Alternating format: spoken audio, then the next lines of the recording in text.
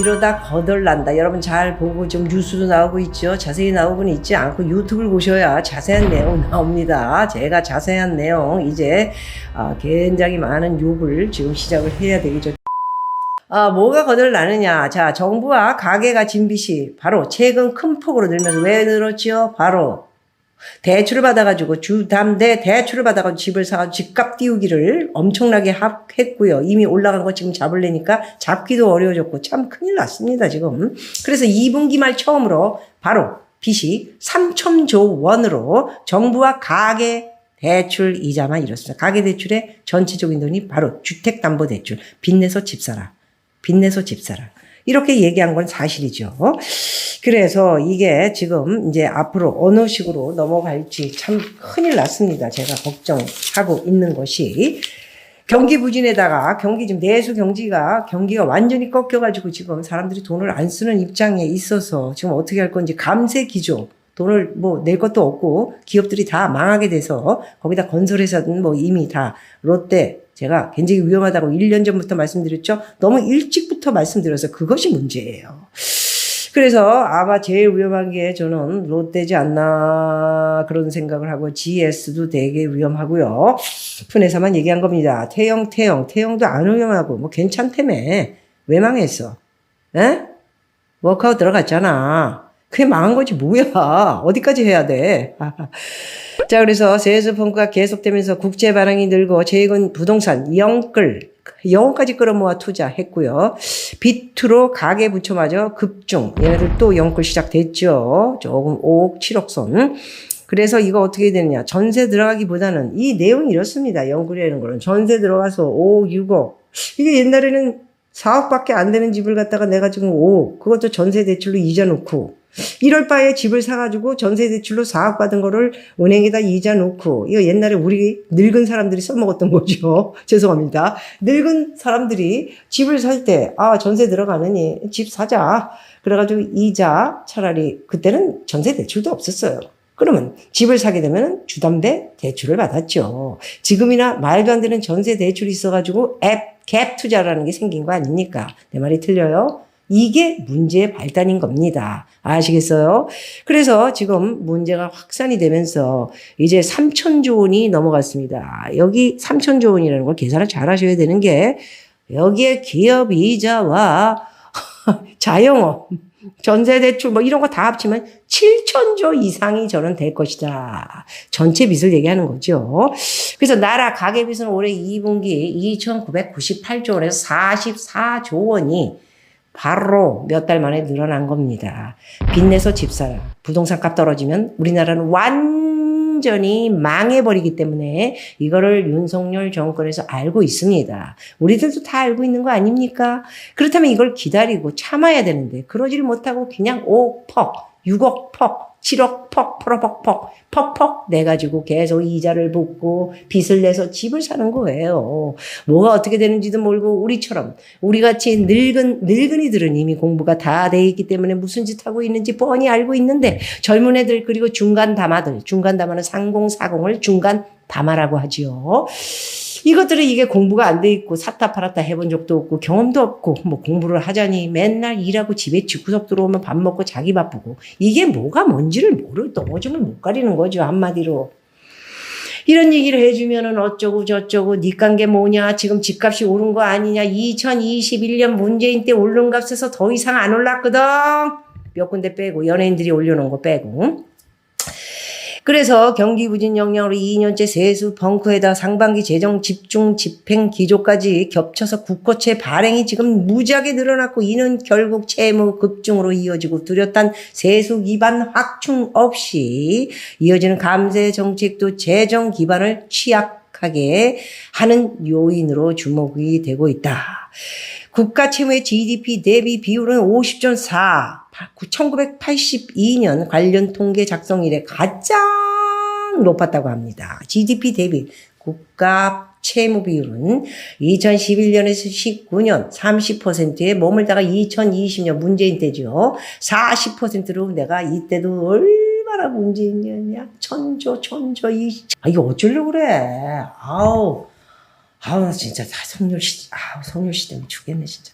가계신용은 그래서 어찌됐든 1,896조 2천억, 2분기에만 13조 8천억이 급증하면서 역대 최대 기록을 갈아치웠고, 최근 주택거래 회복과 함께 관련 대출이 자그만치 이렇게 많이 늘어난 겁니다. 그래서 가계신용 중 판매 신용을 뺀 가계대출은 전 분기 말보다 13조 5천억이 불어났고요. 가계대출 가운데 주택담보대출이 자그마치 16조 급증. 불어난 탓에 정부 총지출과 금리 인하 제약을 받는 등 커지는 대내외 불확실성에도 재정정책 통화 정책 재량이 줄어들고 있다.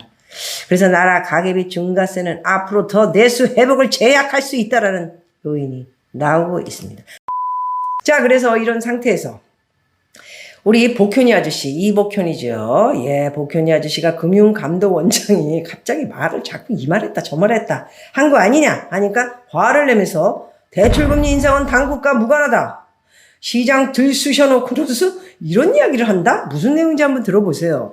내용이 좀 일로 갔다 절로 갔다 했는데, 최근 시장금리가 하락했음에도 은행들이 대출금리를 인상한 것은 당국이 바란 게 아니다. 이 사람아, 이 내용에서 시장금리가 하락은 했지만 앞으로 그리고 미국의 연준이 금리 인하를 해요. 그런데 우리나라 은행은 22번을 올렸단 말이에요. 그 왜 그랬겠어요? 다 이유가 있는 거 아니에요? 우리나라 지금 시장이 너무 안 좋고 억지로 지금 진행을 하다 보니까 대출은 계속 나가고 연체는 늘어나고 이러니까 이게 금리를 안 올릴 수가 없는 그런 상황이 된 거 아니에요.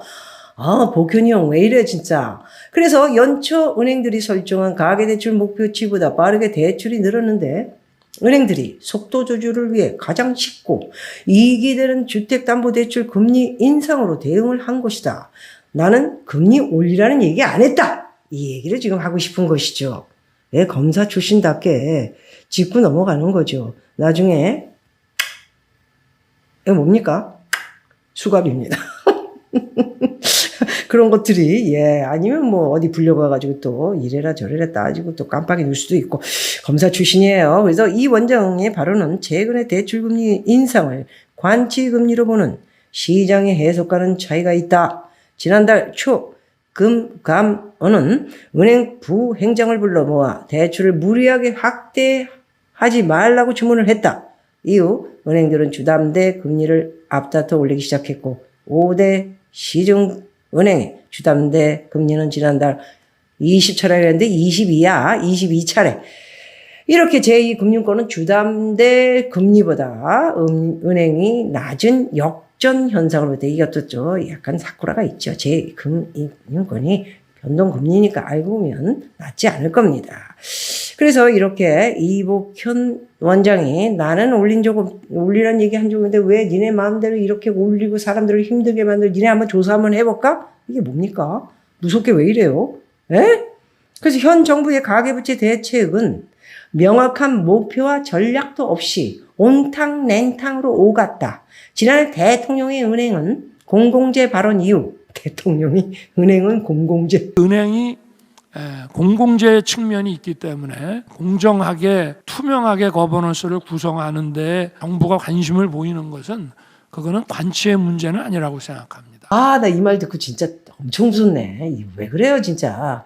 나 성렬이 형 때문에 진짜 죽겠네 진짜.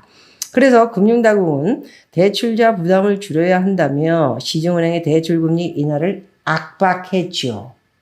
그래서 긴축 기조였던 한국은행의 통화정책을 무력화시킨 것이고, 정부가 나서 50년 만기 주담대를 처음 선보였다가 관련 대출이 늘자 갑자기 가계부채 주범이라면서 또 중단. 50년이면 내가 지금 50년이면 오마이갓 관속이 아니고 다 뼈가 다 썩었겠다. 와, 어린애들 이게 중간 담아들 3040은 90. 어휴, 그때까지 빚을 이자를 내라고? 이게 무슨 이런 게 있어 도대체. 미국도 30년이다. 씨. 그래가지고 난리가 났죠. 그래서 가계부채 주범이라며 중단을 또 시켰어요. 그러니까 놀래가지고 또 중단했죠. 그래서 올해 들어서는 주담대 갈아타기 서비스로 대출금리 인하 경쟁을 유도하더니 최근 다시 대출 규제